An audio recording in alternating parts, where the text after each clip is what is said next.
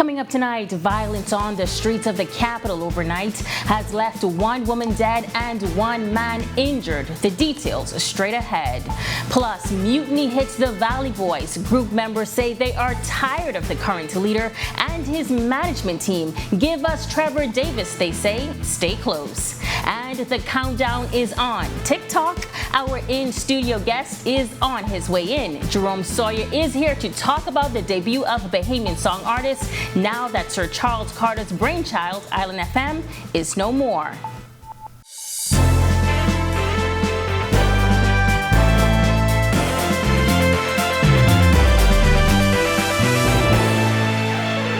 This is Our News Weekend Edition. Thank you so much for tuning in. I'm Megan Shepard. Another life lost overnight to gun violence. Shortly after 1 a.m., police were alerted to a shooting in the Kemp Road area thanks to shot spotter technology. According to reports, a 22-year-old male and 18-year-old female were on Coleman Lane in a Nissan March when they were approached by three men, all of whom were armed with high-powered weapons. The three armed men were emerged from the nearby bushes and opened fire on the couple. Both victims were taken to hospital where the male is detained in stable condition. The female died. Police are actively investigating. This coming into our newsroom this afternoon. The world-famous, most winningest Valley Boys are headed towards mutiny as group members are up in arms and determined to rid themselves of current chairman Brian Adderley and his management team. Calls coming into our news this morning told us more than 90% of the group have thrown weight behind Valley Boy Trevor Davis to be leader. We caught up with Davis this afternoon and asked him if the claims were true and if he was ready to be the group's leader. Yes, you can confirm that I, Trevor Davis, has been called upon to take the charge to lead the Valley Boys in a new right direction, which we consider to be the way forward. For far too long, I think, I guess you can see based on what happened in the previous parade that the organization is slowly slipping down a slippery slope, and members testified that enough is enough. The Valley Boys Junkanoo group, known for its classiness and exquisite costuming, has been slipping in its presentations over the past 5 parades, according to some of its members. They lay the blame at the feet of Adderley, who has been chairman since the late 1990s. The group will go into elections very soon, and the members hope they will rid themselves of the current leadership team and a new man at the helm will emerge. A well-planted source tells us that longtime Valley Boy, former Prime Minister Perry Christie, has also thrown his weight behind Davis. Davis, a Valley Boy of some 42 years, tells us how he became the chosen one. I was in a shop one evening and they started to say, we need you to pick up the group, put it back together.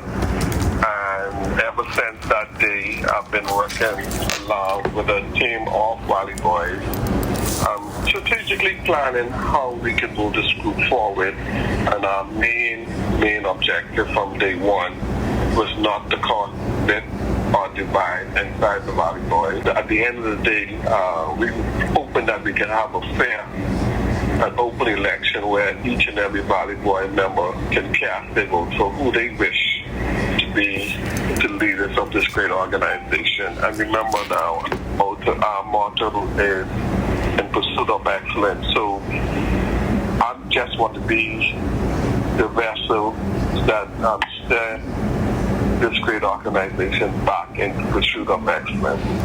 Well, after months of questions from the press, Police Commissioner Clayton Fernander recently announcing there was insufficient evidence to proceed with the matter against PLP Cabinet Minister JoBeth Colby Davis. Well, Free National Movement leader Michael Pintard isn't buying the commissioner's explanation, even though the commissioner told a press briefing last week the matter is closed. Quite frankly, we don't believe them. But we want to see the facts. We could be dislodged from the position that we presently hold, but we are deeply concerned.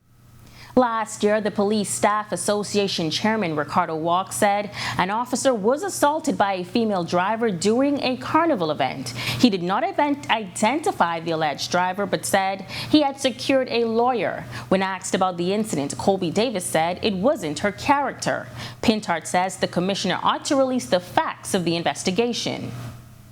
The commissioner is duty-bound to reveal what did his investigation discover, because you can't have two public officers, one a minister, the other a law enforcement agent, telling a completely different story on the very same subject.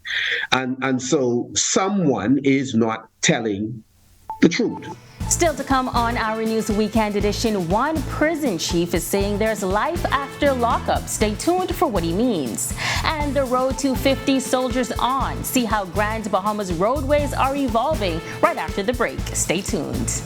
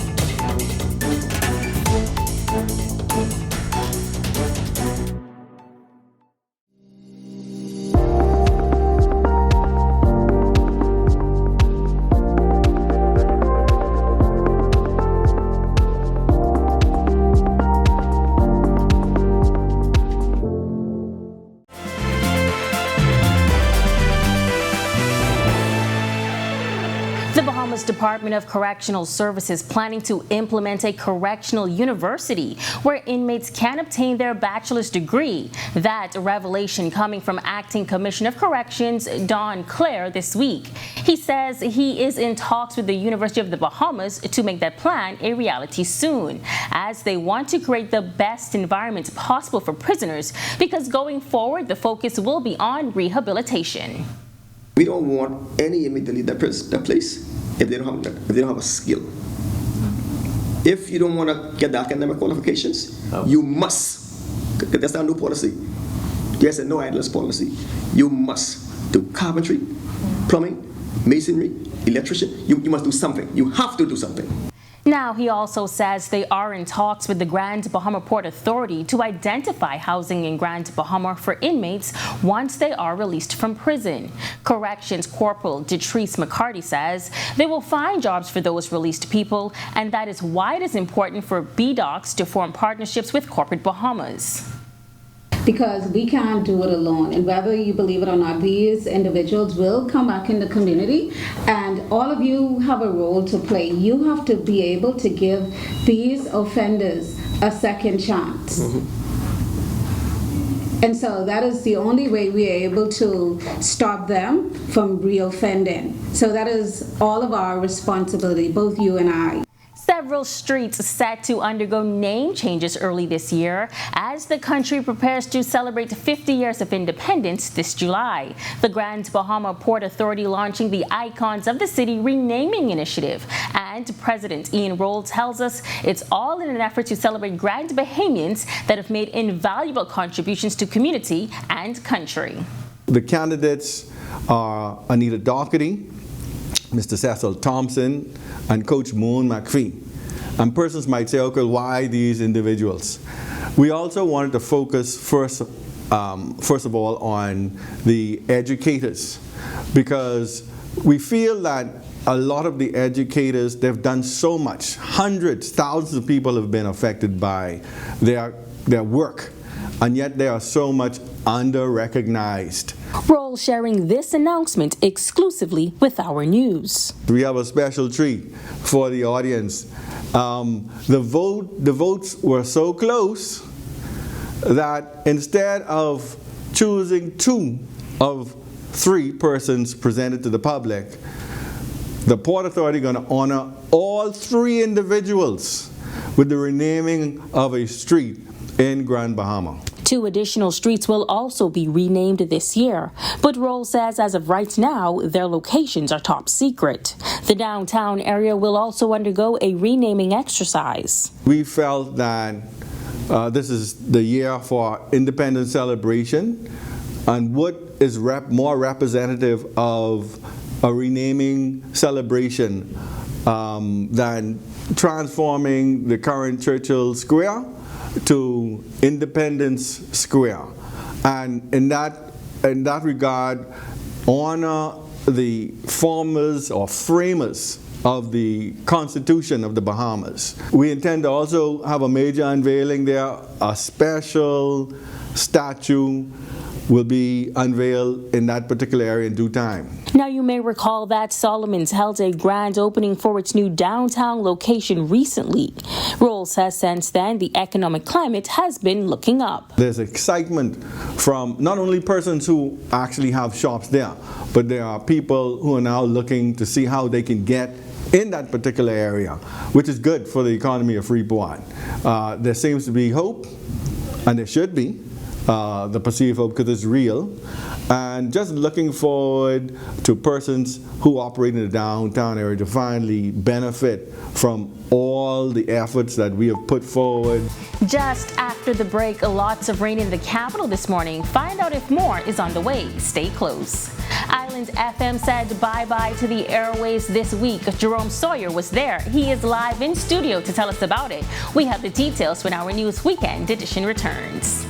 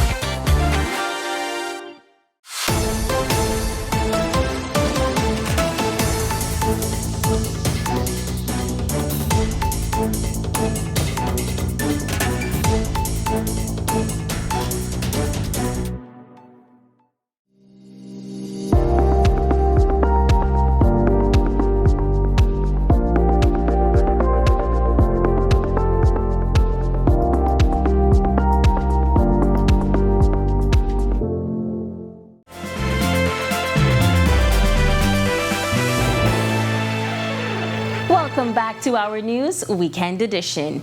Imagine helping to save a life by giving just 1 pint of your blood. That's the message of one longtime donor who says he's been donating the gift of life for more than 50 years. Tonight, he's encouraging others to do the same. Jamila Mizik has his story.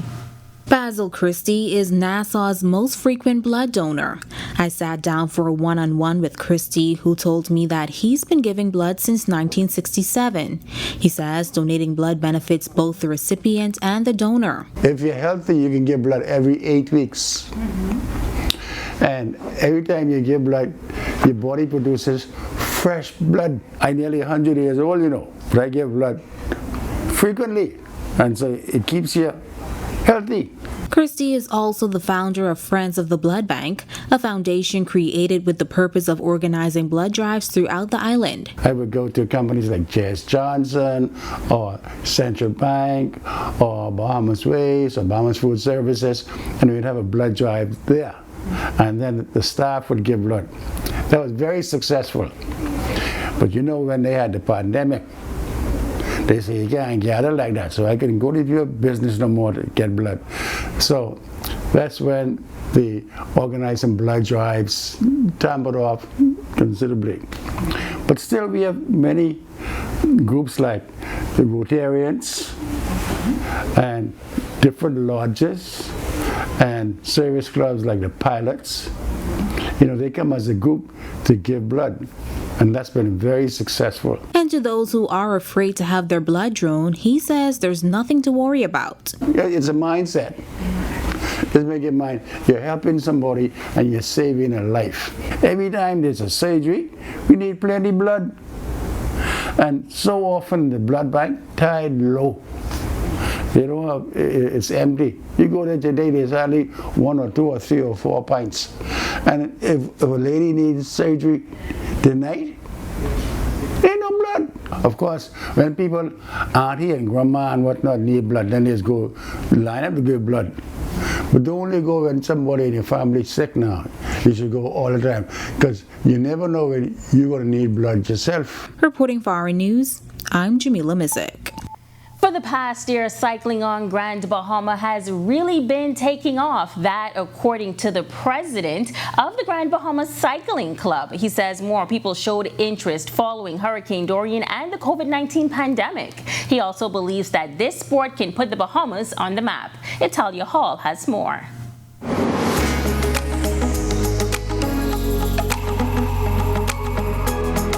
President of the Grand Bahama Cycling Club, Kenton Roker, says the organization has a very vibrant youth program, adding that there are some of the top junior cyclists in the region located in Grand Bahama, which has made the sport interesting for many. That alone has sparked a lot of interest in younger persons wanting to cycle when they see some of their peers being recognized on such a stage.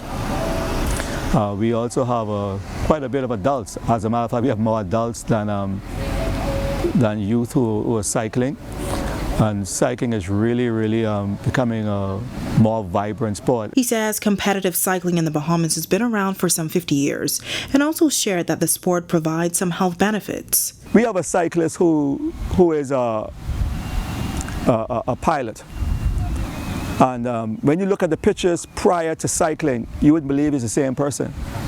All right, he was obese, but when you look at him now, slim, muscular from cycling. And so it benefits you, your cardio, you get good cardio. But he admits that funding remains a challenge. Cycling is a very expensive sport, and getting funding at times is challenging because persons look for results. They're now getting the results, especially from our juniors, and so they're being more recognized.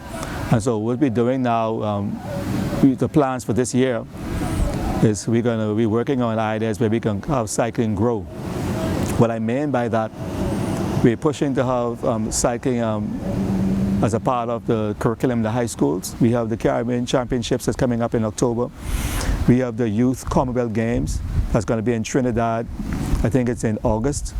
And so we have these events where we can carry our youth and put them on the world stage. The 8th annual Tour de Grand Bahama is on the organization's calendar this weekend, which Roker says is growing rapidly. It's for everyone, the young at heart. You know, you have a tricycle, you want to come on and ride? Come out. Reporting for Our News, I'm Italia Hall. Thanks, Italia. Well, we might have a little more rain coming, but hey, I'm no weather expert. Let's take a look at the weather forecast over the next few days.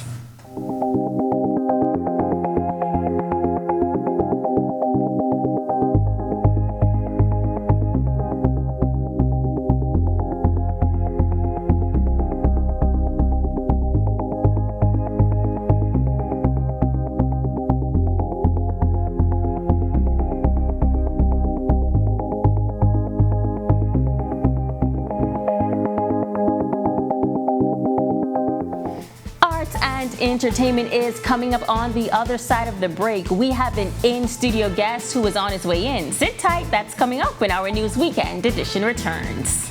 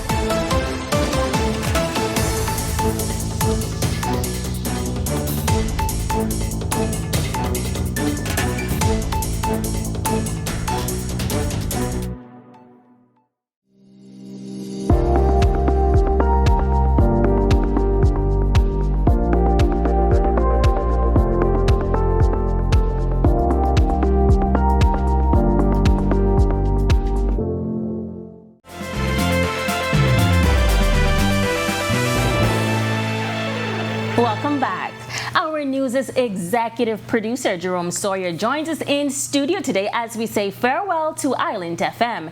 Just this week, Island FM's manager, Eddie Carter, son of founder Sir Charles Carter, announced that the station was closing its doors on February 1st, which it did. Our Jerome Sawyer was there. Jerome, tell us about your connection to the station.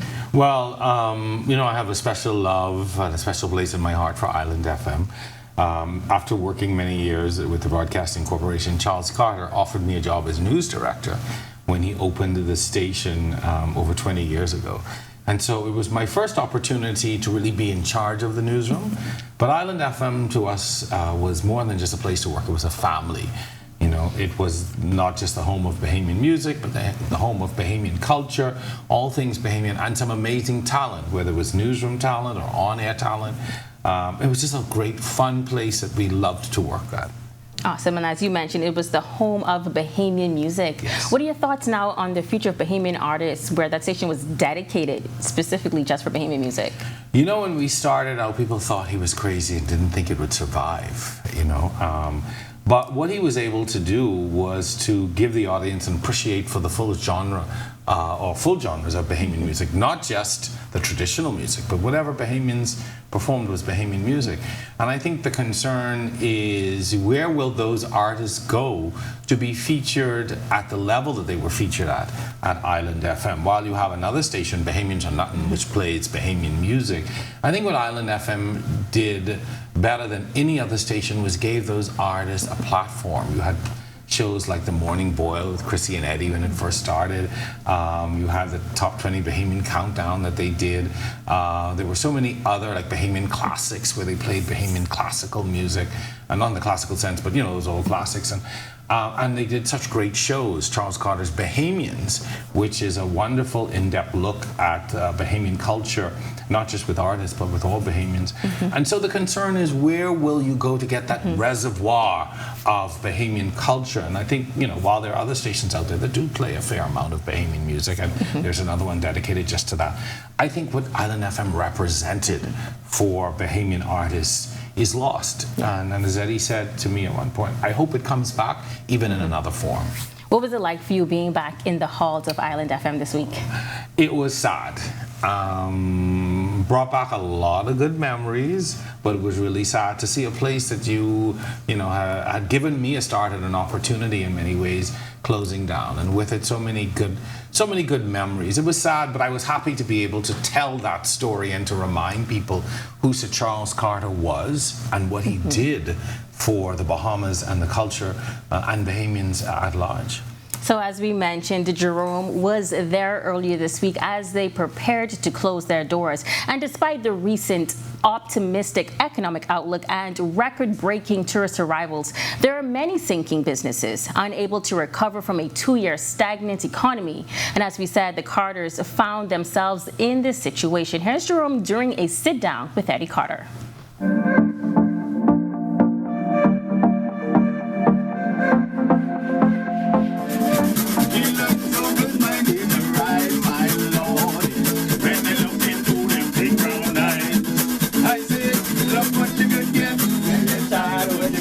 For over 2 decades, it was the one place almost every Bahamian artist was assured access to the airwaves. Island FM 102.9 was the dream of legendary broadcaster, the late Sir Charles Carter. The son of a record store owner, he dedicated his life to the promotion of Bahamian music and the men and women behind it. I think of what we have accomplished, and I'd like for us to focus on what we have accomplished. I think we introduced many Bahamians to a quality of music they did not really know existed before. And I hope they don't think just because Island FM isn't here anymore, the music dies. I hope that's not the case, because the music is superb. It really is. And that's always been what we loved doing. We loved being the center of Bahamian culture. The family business and Carter's lifelong dream ended in part on February 1st when Island FM closed its doors and signed off, blamed on declining sales, compounded by the COVID-19 economic shutdown. It hurts to close. It hurts to close more of because what it's doing to the music industry. It was a place where new artists came to be discovered, those forgotten remembered again, and new music debuted. Since last year, we've been making some moves, making some noise inside now. So yeah, we've been making a lot of noise. They know who he is now. It is going to hurt. It is going to hurt the industry. The exposure of the music will be hurt. But I'm also hopeful that, again, we've had some impact where these other radio stations pick up the pace, and in particular ZNS. The broadcasting, quite frankly, if one were to be frank, we shouldn't have had to exist anyway. We were, I think, what ZNS should be. From day one, this was supposed to be the platform for all things Bahamian, focused on music, artists, and culture. Sit and eat up all the food, sit and drink down all around, sweet drink and drink and all night long to the sound of the ancient man. This was a continuation of his life's work, really. If you look at Young Bahamian show, it evolved into Bahamians. So Charles Carter's We Are Bahamian, right? It all evolved to that. And the radio station became a byproduct, I think, of his desire to promote the very best in Bahamian music and culture. My dad loved Bahamians more than anyone I ever met in my life.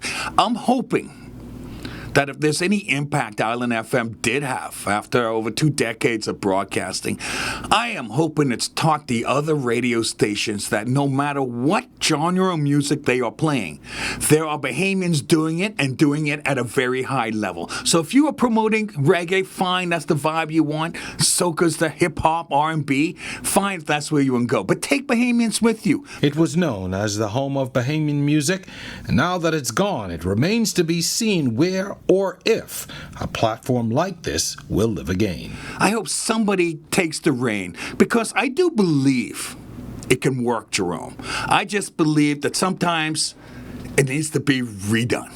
Right? It needs to be retooled or rebranded, remarketed, reinvested. I do believe that, if an entity came together and said, look, let's create a new Island FM, right, with new energy, new money to invest, and new approaches, I believe it can work. Reporting for Our News, I'm Jerome Sawyer. Awesome story, and I'm sure very nostalgic for you. It was. Awesome. Like I said, Charles Carter gave me and so many a start. Even some of our own colleagues in this business today got their start in that little building. Awesome. Thank you for joining us. Thank you for having me. I'm usually not here on the weekend, so I get to see what y'all do when I'm here. All that hard work. Thank you for having me. Thank you for joining us, and thank you at home for joining us for Our News Weekend Edition. On behalf of the entire team, I'm Megan Shepherd. Enjoy the rest of your weekend. All right. See how that hard. What time do we take it out?